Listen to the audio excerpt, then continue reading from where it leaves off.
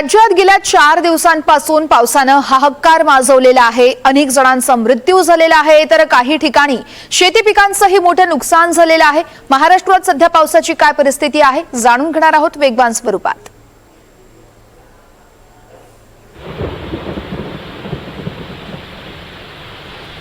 छत्रपती संभाजीनगरमध्ये जायकवाडी धरण फुल भरलेलं आहे। मराठवाड्याला त्यामुळे मोठा दिलासा मिळाला असून शेतकऱ्यांकडून समाधान व्यक्त केलं जात आहे।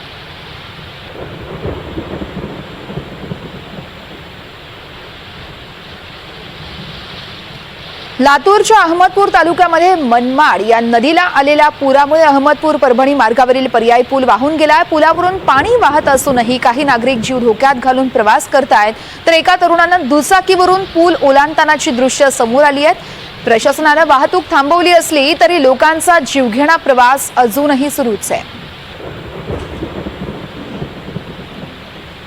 गडचिरोलीमध्ये भामरागडमधील पर्लकोटा नदीला मोठा पूर आला होता। 3 दिवसांपासून सुरू असलेल्या पावसामुळे वाहतूक पूर्ण ठप्प होती। मात्र आज सकाळपासून पावसाने उघडीप दिली आणि त्यानंतर नदीची पाणी पातळी घटली आहे। पाणी ओसरल्यानंतर भामरागडमध्ये वाहतूकही सुरळीत झाली आहे। गडचिरोली जिल्ह्यामध्ये पुरात वाहून जाणाऱ्या एका व्यक्तीचा व्हिडिओ व्हायरल झालाय। कुरखेडा तालुक्यातील सोनेरांगी या गावातील हा व्हिडिओ आहे। हरिदास बावनथडे यांनी पाण्यात उधाण आलेला असताना नाला पार करण्याचा प्रयत्न केला मात्र जोरदार प्रवाहात ते वाहून गेले। एका झाडाला अडकल्यामुळे त्यांचा जीवही वाचलाय। जिल्हा प्रशासनाने वारंवार आवाहन करून देखील नागरिक जीव धोक्यात घालत असल्याचं चित्र समोर आलंय।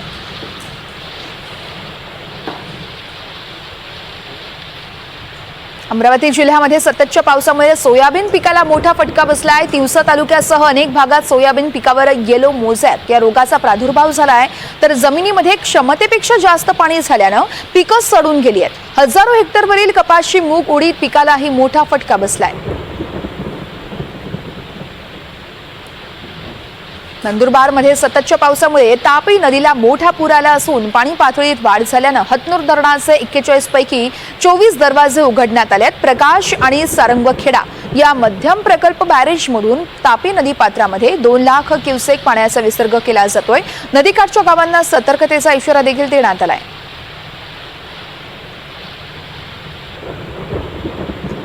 गेल्या 2 दिवसांपासून पवना धरण क्षेत्रामध्ये कोसळणाऱ्या मुसळधार पावसानं उघडीप दिली आहे। पवना नदीकाठच्या शेतांमध्ये पाणी साचलंय। पवना नदीच्या पुराची ड्रोन दृश्य ही कॅमेऱ्यात टिपण्यात आली आहेत।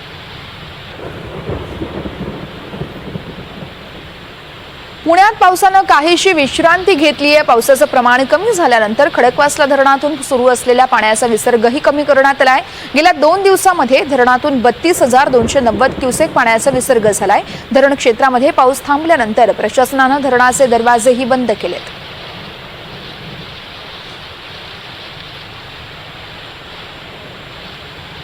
उजनी धरणातून भीमा नदी पात्रात सध्या पाण्याचा विसर्ग होतो। उजनीमधून भीमा नदीच्या पात्रात 1,31,600 क्युसेक पाण्याचा विसर्ग करण्यात आलाय। त्यामुळे नदीकाठच्या गावांना प्रशासनानं सतर्क राहण्याचा इशारा दिलाय।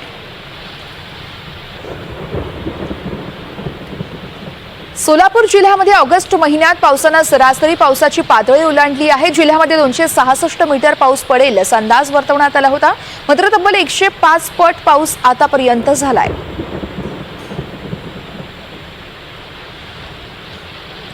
पंढरपुरातील उजनी धरणातून भीमा नदीतील विसर्ग वाढवण्यात आला असून भीमा नदी पात्रात 1,40,000 क्युसेकनं पाण्याचा विसर्ग केला जातोय।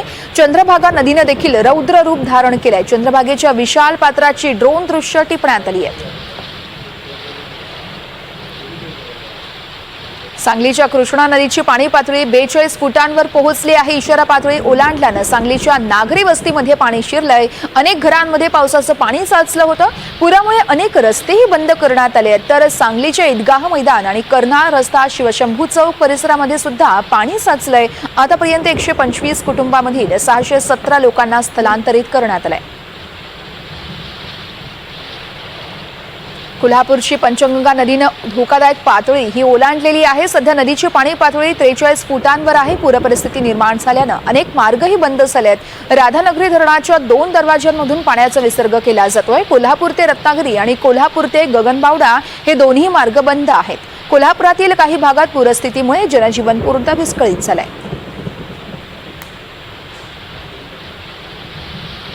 कोल्हापूरच्या नृसिंहवाडीचे दत्त मंदिर पाण्याखाली गेलंय। दत्तात्रयाचं दर्शन घेण्यासाठी भाविकांनी मंदिर परिसरात गर्दी केली होती, मात्र पाणी पातळी वाढल्यानं मंदिरात जाणं अवघड झालं। कोयना, वारणा आणि राधानगरी धरणातून होणाऱ्या विसर्गामुळे शिरोळ परिसरात महापुराची शक्यता वाढली आहे।